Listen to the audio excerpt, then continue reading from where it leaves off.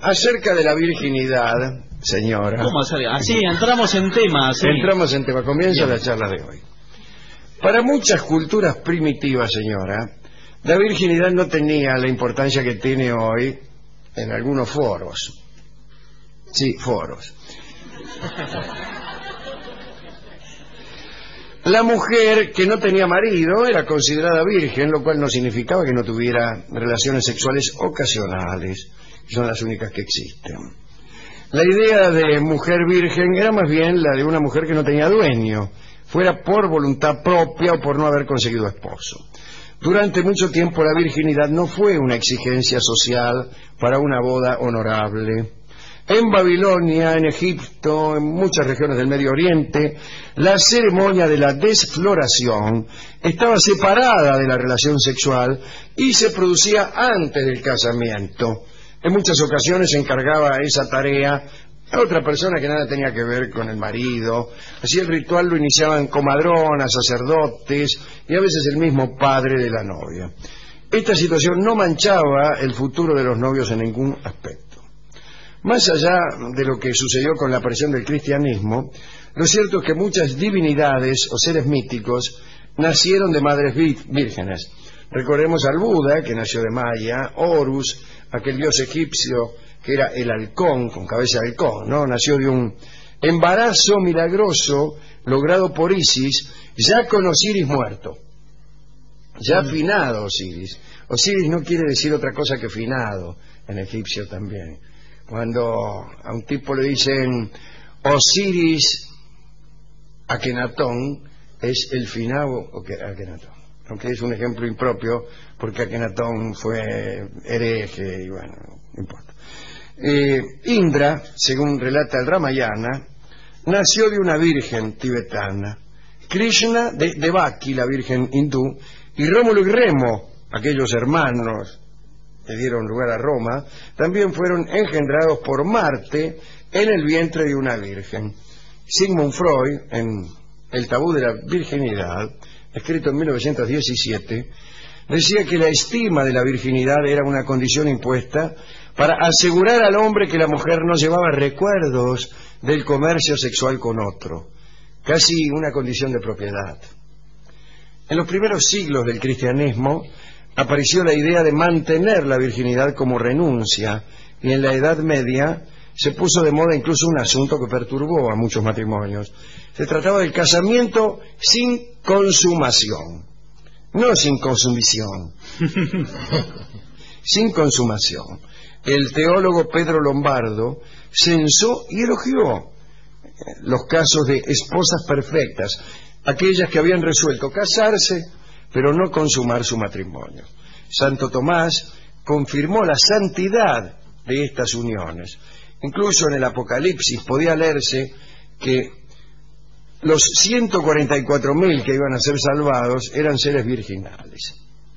Se utilizaba como referencia, en el caso de estas esposas perfectas, a las uniones castas. Por ejemplo, la historia de Cecilia y Valentín, que jamás se habían unido carnalmente y que además habían sido martirizados por los romanos.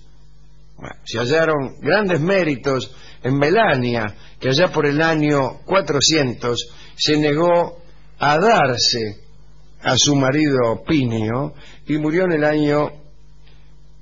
después de haber fundado un monasterio con la virginidad intacta, por no decir otra cosa.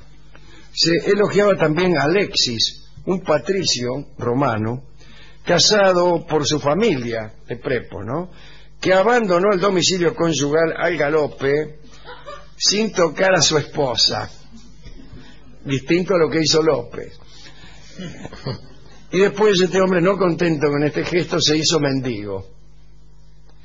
Ahora bien, vino a suceder que por vindicación de las bondades de la virginidad o por miedo, muchas doncellas quisieron ser parte de esos matrimonios no consumados, y lo que es peor, sin advertírselo al marido antes de casarse.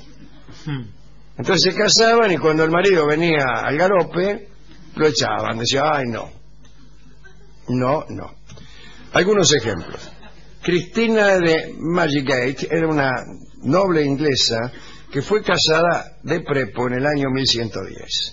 Cristina se negó a los deseos de su marido, explicándole la hermosa unión de Cecilia y Valentín. Pero parece que el marido no quedó muy convencido con el relato, ni muy tentado por una propuesta de castidad en pareja. Entonces una noche Cristina fue emborrachada por el marido, por los parientes del marido, y cuando el niato consideró que estaba lo suficientemente borracha, se le tiró encima. Pero Cristina salió rajando. Entonces el marido la persiguió de habitación en habitación. Cristina pudo finalmente escapar del deseo marital para siempre. Sostuvo su virginidad en un convento, que es lo que tendría que haber hecho antes de casarse, que embromar. A quien se le propuso esa idea del matrimonio no consumado fue nada menos que Enrique VIII, fíjese, ¿no? También llamado Charlotte. Lo hizo su primera esposa, la piadosa Catalina de Aragón, hija nada menos que de Fernando de Aragón e Isabel la Católica. Y parece que Catalina tenía pensado proponerle esta forma de matrimonio a Enrique, que como bien sabemos era una bestia. Pero en la corte del rey Enrique había ceremonial para todo, incluso para eso. Entonces, cuando Catalina tuvo que encontrarse por primera vez con el marido, apareció una especie de ejército que acompañaba al tipo, desde su habitación hasta la de su esposa. Pajes con antorchas, gente que llevaba mudas de camisones, otros llevaban velas, licores, recipientes para la enjuagada posterior, armas. ¿Armas? Sí. Catalina vio aquellas armas, que en realidad estaban vinculadas al erotismo de Enrique, que parece que veía un hacha y se ponía como loco, ¿no? Pero Catalina interpretó mal aquellas armas, o quizá bien las interpretó, y creyó que si no cumplía todos los deseos del rey sería ejecutada. Entonces ni siquiera le dijo nada, y directamente en cuanto lo vio venir, ya empezó a sacarse los lienzos. Es el último caso de virginidades perdidas, ganadas o sostenidas que tenemos en este catálogo. Pero yo creo que la única opinión sensata es la del amigo Sigmund, que vinculó este prurito de la virginidad con la idea del derecho de propiedad, que es una de las ideas más canallescas que Occidente ha prohijado con respecto de la mujer. Idea que todavía sigue teniendo efecto, un efecto no tan evidente, pero cierto. Así que dedicamos esta charla a las mujeres que han padecido en la historia por esta obsesión de pertenencia.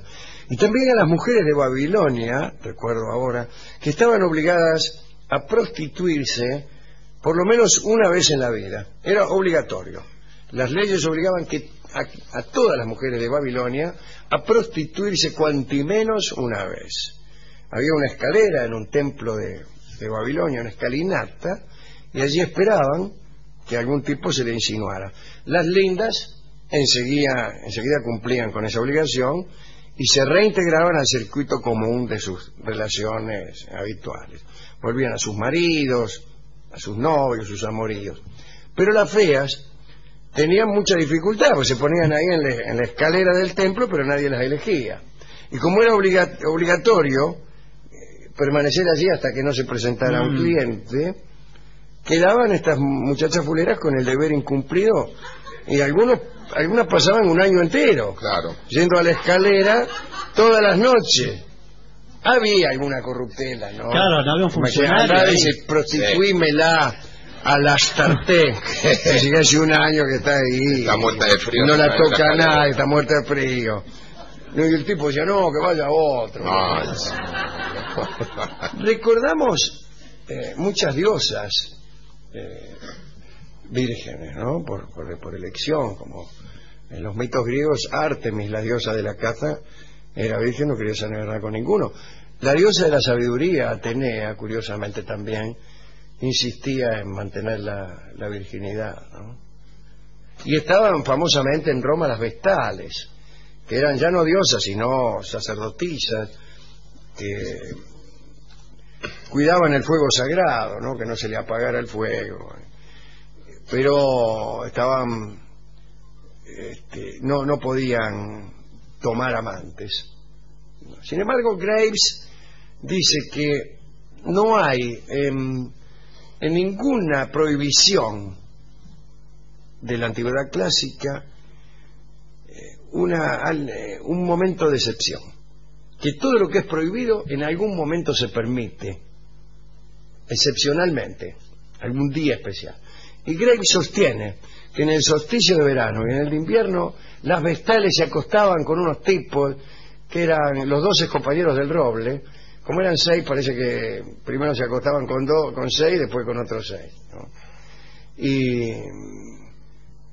que ese día podían hacerlo, y lo hacían en unas cuevas donde nadie los veía. ¿No? Ahora esa excepción refuerza la prohibición, ¿no? Graves dice que sí, otros dicen que no. Y algunos dicen que antes del rey Tarquino, el antiguo, las vestales sí podían acostarse con quien quisieran, pero que a Tarquino se le metió en la cabeza que no se pueden acostar con nadie. Pero Graves está en contra de toda virginidad, porque sostiene lo siguiente. Graves es matriarcal. Él cree que el origen de todos los mitos es un origen, y el origen de la poesía incluso, es un origen matriarcal. Pero que después vinieron los invasores, y después vinieron los hombres, transformaron lo que era el matriarcado en patriarcado y dieron vuelta a todas las historias. Y aquellas diosas orgiásticas que cuando engendraban un hijo no se sabía de quién eran, entonces transmitían ellas la realeza, transmitían el poder, dominaban el mundo. Aquellas diosas orgiásticas fueron acorraladas y ya no se les permitió esto. Hay una historia que le va a gustar mucho a usted y a todos ustedes. Hay una leyenda japonesa que dice que la primera poesía que se escribió la escribió una dama, y lo primero que dijo fue esa dama, que quizá era la diosa, es: qué hermoso hombre, qué alegría ver a un hombre tan hermoso. Exactamente esto, qué alegría ver un hombre tan hermoso. Ese fue el primer poema. Y luego, cuando la sociedad se dio vuelta, modificaron la historia, y entonces la diosa ya no fue poeta sino inspiradora, y el primer hombre fue el que escribió la primera poesía, que decía, el primer poeta quiero decir, que decía: qué alegría ver una mujer tan hermosa. Y entonces empezó a creerse que la mujer no escribía, sino que era solamente musa, como lo decían ya mucho más adelante, en tiempos históricos, los amigos de Ben Jonson en La Taberna del Diablo, donde recomendaban la proximidad de mujeres para escribir poesía, pero decía: la mujer no escribe, la mujer solo es musa. Hubo grandes discusiones, porque ahí se preguntaban, ¿era Safo de Lesbos? Le preguntaron a Graves, una buena poeta. Odio la palabra poetisa, ¿no? Y Graves le dijo: sí, era muy buena. Y se arruinaba toda la teoría de esos tipos que decían que la mujer solamente podía ser musa, pero no podía escribir poesía. Con la virginidad pasa lo mismo. Son asuntos que cambiaron, que se dieron vuelta cuando el matriarcado fue sustituido por el patriarcado. Concretamente en Grecia esto sucede cuando aparece la invasión de los dorios, de los jonios, estos tipos que vinieron a reemplazar a los pelasgos, que eran unos tipos que estaban allí antes, que quizá eran matriarcales, que quizá tenían otra idea de estos asuntos. Ahora, ¿qué espesor humano tiene la poesía para manifestarse tanto en el matriarcado como en el patriarcado? Y claro. Es verdad. El patriarcado lo que hace en Grecia también es gestar la aparición de los dioses olímpicos. La religión anterior a las de los dioses olímpicos, era una religión lunar. Era una religión de la triple diosa luna, que era la musa, que era femenina, que era la madre, que era la hechicera y que era la doncella. Y los olímpicos, Zeus, Apolo, todos esos ñatos, vienen después y son como invasores y reemplazan, o sea que se reemplaza no solo la organización social, sino también los mitos que de algún modo lo sostienen. Bien, ¿a quién podemos dedicar esto? Ya lo hemos dedicado. Hemos ido al discotecario, el que tenía, y a él le impresionó mucho la historia de aquella muchacha que, inspirada en Cecilia y en Valentín, llamada Melania, se negó a cumplir con el débito conyugal al grito de "no, mi amor". Y "no, mi amor" se llama, yo no sé si le hemos comunicado a los muchachos, Sí, sí. que es "No, mi amor", la canción que ha elegido para nosotros el discotecario, que escucharemos cantada por Edmundo Rivero, que además se acompaña en guitarra.